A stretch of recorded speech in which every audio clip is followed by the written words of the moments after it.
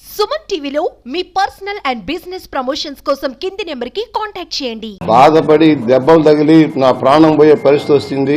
ఆ పిల్లాడు 6 నెలల పిల్లాడు రాయేసి కొట్టాడు. ముఖం మీద, ముక్కు మీద, అన్నిటి మీద దెబ్బలు తగిలినాయి. ఓ ప్రజలారా, నాకు ఓట్లేయండి. ఈ పిల్లాడు నన్ను కొట్టబోయాడు, చంపబోయాడు.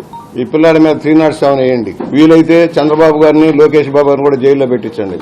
ఇది కోడికత్తి డ్రామా జగన్మోహన్ రెడ్డి మీద. ప్రతి ఎలక్షన్ కి ఒక స్టంట్, ఒక అభిమానంతో గీయించుకున్నాడు. చిన్న గీత కోతిపుండు బ్రహ్మరాక్షసులాగా ఒక పెద్ద డ్రామాలు ఆడాడు.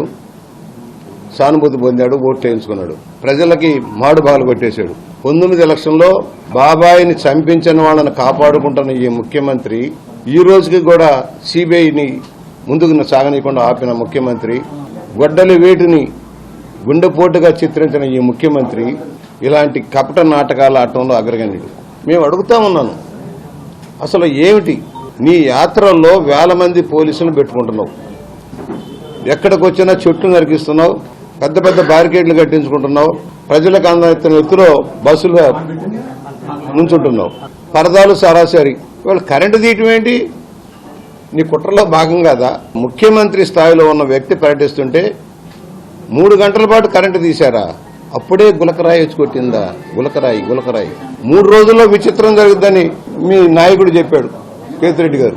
అంటే ఇదే మీ కుట్రలో భాగం? అంటే ఎవరో రాయి ఇసిరాడు, హత్య చేయబోయారు అని ఒక ప్రచారం చేసి లబ్ధి పొందాలని చూస్తున్నావు. ప్రజలు అమాయకులు గారు.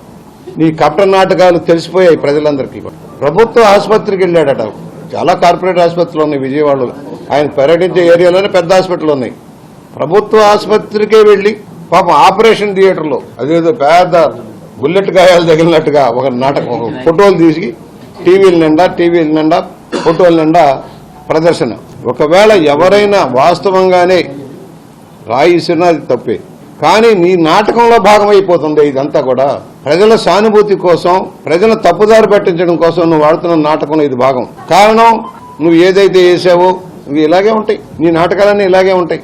గులకర్రాయి అక్కడే తగిలిందంట, మళ్ళా స్పిండిలై పక్కాడికి తగిలిందంట, ఆ తర్వాత ముఖ్యమంత్రి గారి కాలుకి తగిలిందంట. హాహా, ఏమి ఎవరిస్తున్నారో గాని సలహాదారులు.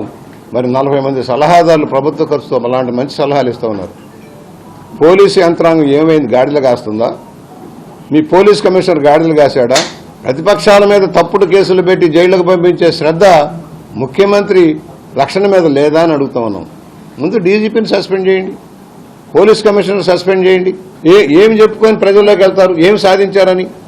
రాష్ట్రాన్ని తాకట్టు పెట్టినందుక, ప్రభుత్వ ఆస్తులన్నీ తాకట్టు పెట్టినందుక, తెలుగు ప్రజల భవిష్యత్తుని అంధకారంలోకి నెట్టినందుక, ఎందుకు నీకు సానుభూతి చూపాలి? ఏం చేశావని?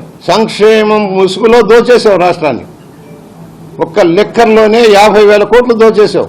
ముఖ్యమంత్రిగా, ప్రతిపక్షంగా నాయకుడిగా ఉన్న వ్యక్తి, ఆయన మీద రాళ్లేస్తే ఆవేశంగా చేశారా? గులకరాయికేమో పెద్ద స్టంట్ వేస్తావా? ఓకే, ప్రజలు గమనిస్తా ఉన్నారు.